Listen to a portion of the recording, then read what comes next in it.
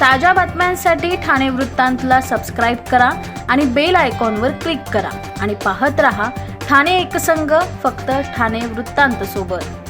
नवी मुंबईमधून एक धक्कादायक घटना समोर आली आहे। रुग्णालयातील डॉक्टरांनी केलेल्या चुकीच्या उपचारामुळे आणि चुकीचा डोस दिल्याने प्रसूतीसाठी दाखल झालेल्या एका 23 वर्षीय गर्भवती महिलेचा आणि तिच्या पोटातील बाळाचा दुर्दैवी मृत्यू झाल्याचा आरोप कुटुंबियांनी केलाय।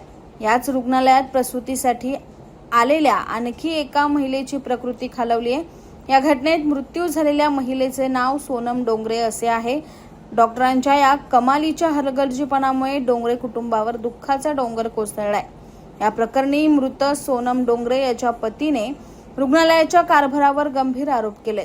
मृत महिलेच्या पतीने सांगितलं की आम्ही सोनमला प्रसूतीसाठी ऐरोलीच्या महापालिका रुग्णालयात दाखल केलं होतं। उपचारादरम्यान डॉक्टरांनी तिला कोणता तरी चुकीचा डोस दिला, ज्यामुळे तिची तब्येत अचानक बिघडली। आम्ही विचारणा केली असता डॉक्टर आम्हाला तब्बल 3 तास तिथेच थांबवून ठेवून तिची तब्येत व्यवस्थित आहे असे खोटे सांगत राहिले। परिस्थिती हाताबाहेर गेल्यावर त्यांनी 3 तासांनी तिला वाशी येथील महापालिका रुग्णालयात हलवण्यास सांगितलं। आम्ही तिथे पोहोचलो तेव्हा वाशीतील डॉक्टरांनी काही वेळातच सोनम आणि पोटातील बाळाला मृत घोषित केलं। ऐरोलीतील डॉक्टरांच्या निष्काळजीपणामुळेच माझे कुटुंब उद्ध्वस्त झाले असा आरोप मृत महिलेच्या पतीने केलाय। या घटनेची उच्चस्तरीय चौकशी करण्यासाठी एक विशेष समिती यावेळी स्थापन करण्यात आली। उपचारात नेमकी काय चूक झाली, औषधांचा चुकीचा डोस दिला गेला का, या सर्व बाबींची निष्पक्ष चौकशी केली जाईल।